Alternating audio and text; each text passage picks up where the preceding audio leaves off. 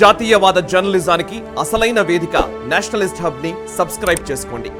Notifications కోసం bell icon పై click చేయండి. आज हमें ऐसे विषय पर यहाँ में चर्चा करनी पड़ रही है.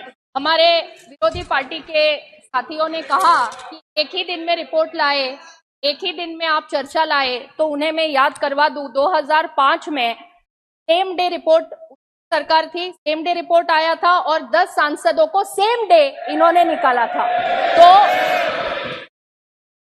तो जो हमें सवाल पूछ रहे हैं उन्होंने यही 2005 में किया.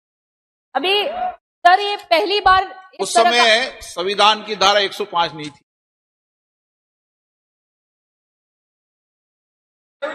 सर यहाँ देश में ये कोई पहली बार ऐसे इंसिडेंट नहीं हुआ. 1950-150 में श्री कल जी तो उस समय माननीय सांसद थे, उन्हें पैसे लेने के आरोप में संसद ने निकाला था. और आज जो हो रहा है इससे पहले 13 सांसदों को इस तरह निकाला गया है. लेकिन आज का ये जो माननीय सांसद महुआ मोइत्रा जी का जो प्रकरण है ये और पिछले प्रकरणों में जमीन आसमान का फर्क है. इसमें कंपनी एग्जिस्ट करती है, इसमें बिजनेसमैन एग्जिस्ट करते हैं और मिस्टर हीरा नंदानी जिनका नाम रिपोर्ट में आया हुआ है, मैंने तो 2 घंटे में रिपोर्ट पढ़ी है. पता नहीं सब विद्वान यहाँ बैठे हैं कैसे 2 घंटे में वो रिपोर्ट नहीं पढ़ पाए.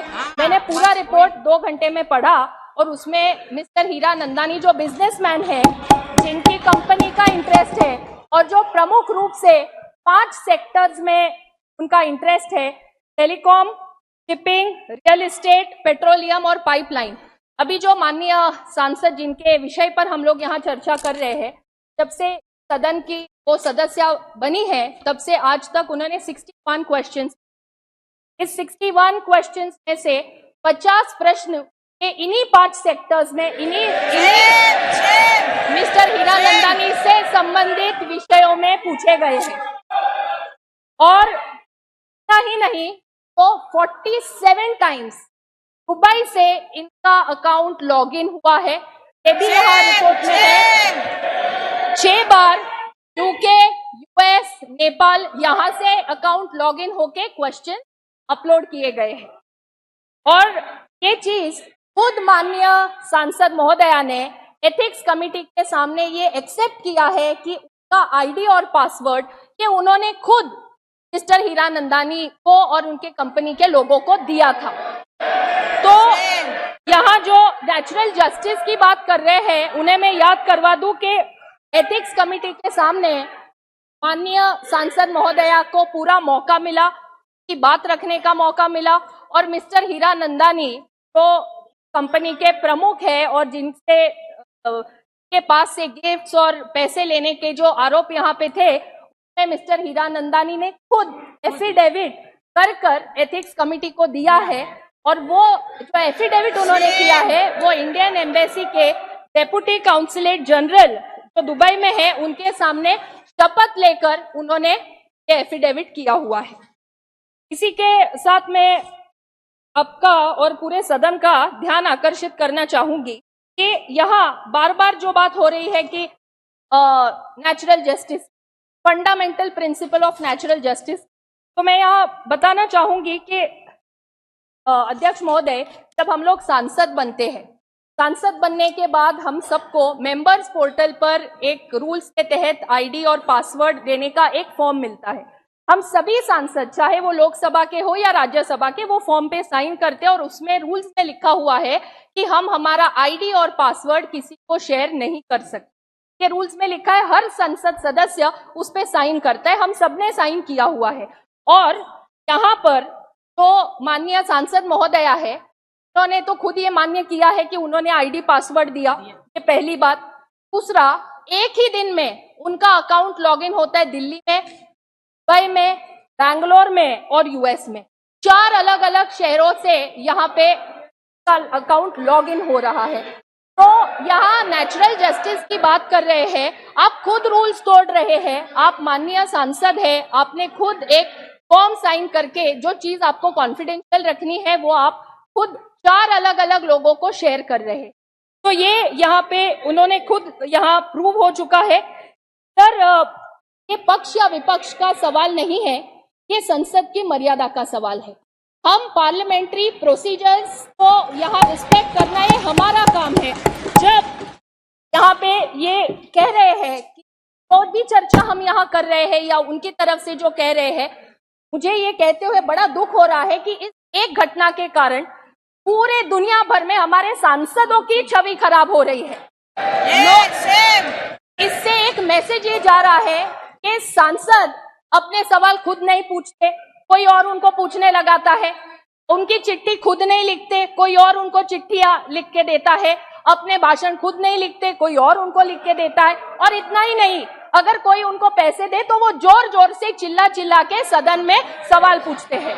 इस तरह से सभी सांसदों की इस एक इंसिडेंट के कारण छवि खराब हो रही है। मैं यहाँ आपको ये बोलना चाहूंगी कि माननीय सांसद के इस अनएथिकल कंडक्ट के कारण आज सभी सांसदों छवि ये देश भर में खराब हुई है। केवल देश भर में ही नहीं, दुनिया भर में यहाँ खराब हुई है। अभी यहाँ पे कोई द्रौपदी का चीरहरण की बात कर रहा है, अलग अलग देवियों का नाम लिया जा रहा है। हम सब यहाँ सांसद है, female male irrespective of that, हम लोग हमारे संसदीय क्षेत्र का प्रतिनिधित्व करते हैं।